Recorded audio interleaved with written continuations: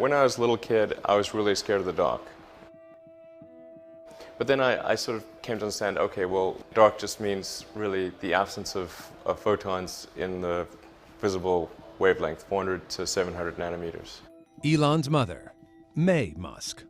And Elon said, darkness is merely the absence of light. Then I thought, well, it's really silly to be afraid of a lack of photons. Then I wasn't afraid of the dark anymore after that.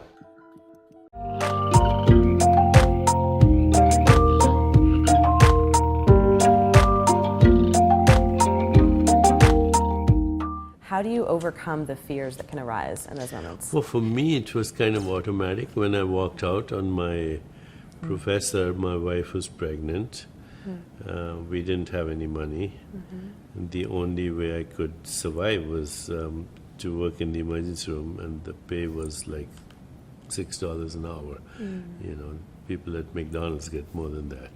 So that, but it wasn't the first time I'd faced hardship. When I came to the country as for my training after my medical school, it was the same. I received $200 every 3 weeks as a paycheck.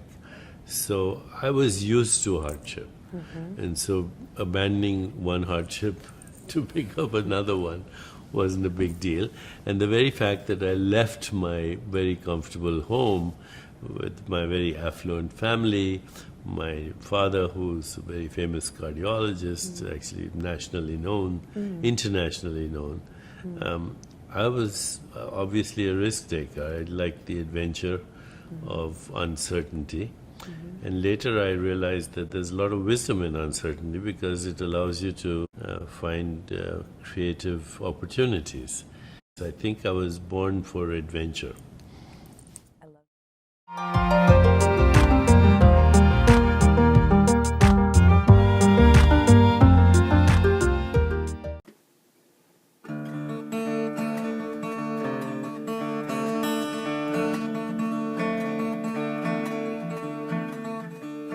What do you call it when a movement takes up arms and seizes power by the barrel of a gun? Moves into the homes of those they've dispossessed and says this whole country is ours now that we've won. What do you call a government that forces families from their homes and turns them into refugees? All the while complaining of these dirty tent dwellers that it's they who want to drive us into the sea. What do you call a government that builds walls around the ghettos and only looks at you through sniper sights? Who uses your cheap labor to build those very walls while they tell the world how they believe in human rights? What do you call a government that makes war upon their neighbors, who annexes land for living room? Who conducts a foreign policy based on threats and bombing raids, whose opponents often end up in a prison or a tomb? What do you call a government who talks of enemies within and seals off the camps to make sure they cannot eat, who keeps their prisoners on diets to guarantee an early death with their mantra, history cannot repeat? What do you call a government that puts numbers on the arms of the people that they torture and arrest? Whose soldiers commit war crimes systematically while they proclaim their conduct is superior at best? What do you call a government that bombs its starving subjects after taking from them everything they had?